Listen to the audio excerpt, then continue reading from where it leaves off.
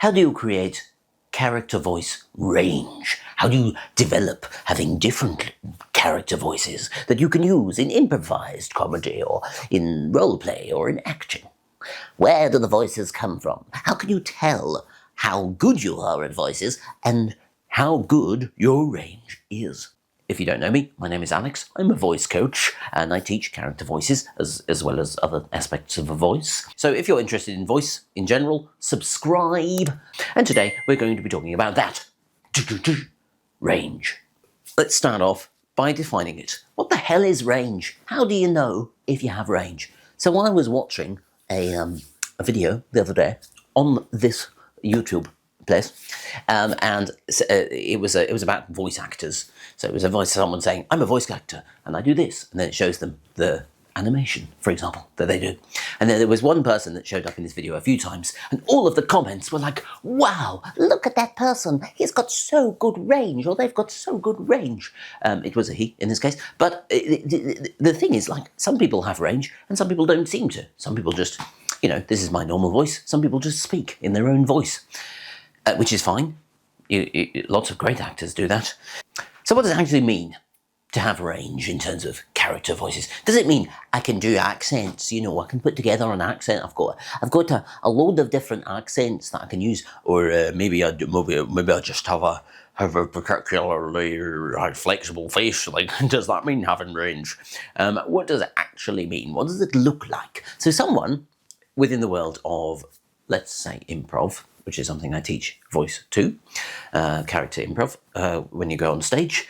Someone who has range is someone who you look at, they go into a scene, and suddenly they're like, "Hey, howdy, partner, how's it going? Would you like a cup of cocoa?" And it's like, you're like, okay, we're in the Wild West of the United States, because we can kind of tell from the way that they're drawling their accent. Now, maybe it's just Southern America, United States. Maybe it is not something that's like a cowboy necessarily, but often if they go "howdy, partner," or throw something like in, and they have a voice like this, immediately we are transported into the Wild West. And that same person will, in the next scene, be, "Hello, sir. Can I take your coat?" Oh, they're a butler, So they're someone who can use their voice to paint some of those pictures that otherwise, within the world of improv, for example, we have to explain. This happens in role play as well, where you have to go, "Okay, so I'm a 16th century cleric, and I've got like a big hat on or something, and I'm old." But you're talking in your same voice. Where if you're like, "Yeah, well, the clericing is good." I don't know what clerics do. The clericing is good today. It's priests, aren't they? I don't know. Anyway, take that away. That was a duck. It was just infecting my brain. Sometimes it happens. So it's, someone, if you've got range, it looks like you can just adapt yourself to different situations very quickly and very easily. Secondly, how can you tell how much range you've got? Now, one of the things that I quite like to say is, like, how many distinct voices, as a starting point, do you have? Now, as you have seen from this video already, I have a very, very random related, this sentence has fallen to pieces already before I've even started. I have a lot of voices, but some of them I don't do very intentionally. But if you're starting out, and actually for me, someone like me as well, it's quite a helpful exercise to go, okay, which voices do I have, actually? And you go, okay, well, I've got this one. This is my voice. This is my habitual voice. This is what I talk like in most of the world. And maybe you go, okay, well, I'm gonna get a second voice. I'm gonna get one that's like really deep. And when I go on stage, I'm like, "Hello, people. How are you?" And you go, okay, that's one that's far away from my first voice. Gonna make a third one. "Well, maybe it goes in the opposite direction. It's floaty. It's all the way up here. We have made you a cake." And you start to build up sort of specific voices that you can use intentionally. So I would usually say if you've got three, first your voice and then two other ones, you've got the startings of having good range, because quite a lot of people will just stick with one voice, their own voice, or maybe two. They'll have a silly voice, and then they'll have the normal voice. So if you can have 3, you're already on the path. And then beyond that, you can go, okay, 5, 10, 50. Once you've got to 50 voices, you can probably just do voices. You're fine. You've got good range. Now, one of the things that's kind of useful to think about in terms of range is sometimes if you're in a scene, if you're an actor or something, and you feel like you're doing something that's far away from your voice. Okay, so maybe you normally talk like this, and you come on and you're like, I'm really angry in this scene, and inside it feels like you're speaking really loudly, or it feels like you're being really tense, but actually for the audience, doesn't really sound that different. And this is why it's quite helpful to kind of get feedback on your voice from people in the audience, and kind of try things out in a workshop or a course or a training situation where you're actually focusing on the voice, because often we don't do that. So then we go on stage, and just because it feels uncomfortable to do something that's quite far away from our voice, we kind of throw ourselves into it, and actually we've not gone that far. We've like taken one step away from our voice. So I often talk about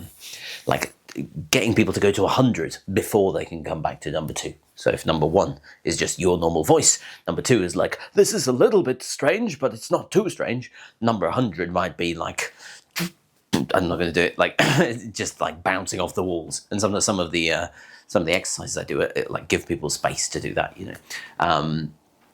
And then we can kind of pull it back again. Why didn't I do an example just now? I'm feeling a bit uncertain today.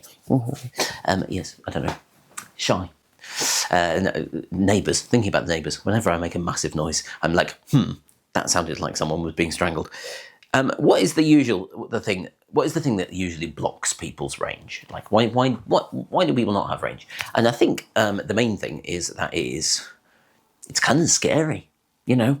So our voice is very much kind of tied to our identity, really, as human beings. How we communicate in the day, how we communicate in life is like, you know, we get used to a way of talking. We've built it up over many years. You know, I'm in my 30s. Like, I've got 30s, like over 30 years of quite a lot more of like experience, coming up with this voice that I've got. And so going somewhere that's scary, well, it can feel bad. And that's often what stops us with range. But the other thing, I think, is that we really don't think about voice. Like most of the time, even actors, darling. I grew up in a family of actors, and even within the world of actors, people really don't think about their voice that much, even though they might be trained in it. So if actors are not thinking about their voice as much as you'd think, then it makes sense that, you know, the rest of the population, the rest of us, are maybe not so clued into the voice and what is possible with range. And we see people who are really good at it, and we just go, well, I just think it's natural. They must be natural. But actually, it's trained. You can practice. What does it feel like to have good range? I mean, and let's take the example of improv acting. What it feels like is a great amount of freedom. You can go on stage, you can do a scene, you can get a suggestion for a scene. We are in the jungle. All right, mate, I've got myself a what's this thing? It's an alligator. Yeah, I'm going to eat this alligator. I don't know why it was so sort of Steve Irwin type character, like crazy Australian, with an animal, you know, and immediately you've got this choice. You go jungle, high energy Australian, and you get to play with that, and it's fun. So I think that's one of the possibilities. It just opens up this whole level of play that you can have that is fun and easy, and makes life easy for you. Because if you're doing an accent, "G'day mate, how's it going?" and that's what you're doing, and that's all you're going to do in that scene. Basically, everything in that scene is decided for you, because what you're going to do is just throw a load of energy in it. My God, that's so amazing, you know. And like it's easy to make decisions. You don't have to think about what to do because the voice kind of guides you. So life becomes a joy. Okay, so we've talked about voice. We've talked about why, how you, or what it looks like, what it feels like when it's there, what it feels like when you've not got much range. How can you improve your range? Well, firstly, know where you're starting. So if you are interested in knowing your range, your character voice range at the moment, I have created a scorecard. It is free. There's a link in the description and you can fill it out. It's like 20 yes-no questions, mostly yes-no questions. You can do it in less than 5 minutes and it'll give you a judge of how well you are progressing in your character voices and where you can focus, including range and 4 other different pillars of character voices. So do that. It's totally free. You'll get a report afterwards. It'll tell you a bit more about your voice. Okay, as well as that scorecard, what can you do to increase your range? Play around, play intentionally, I would say.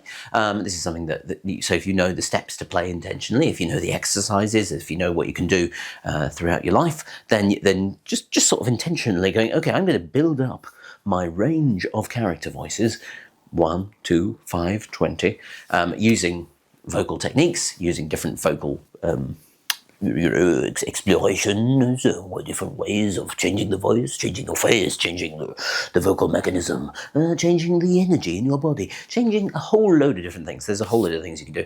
And just starting to be a bit more kind of intentional and going, okay, today we're going to play with the right side of my face. And then do that intentionally. And also, just sort of start to notice when people have good range in either roleplay or improv or acting and go, what do they do? And start to learn from other people. But yes, I would say that the easiest and quickest way to get started is to get that scorecard. So go and sign it up, type it in, click it, hit the buttons, it'll explain. Anyway, that is it for today. That is the first pillar of character voices. And hope you have a brilliantly voicey day.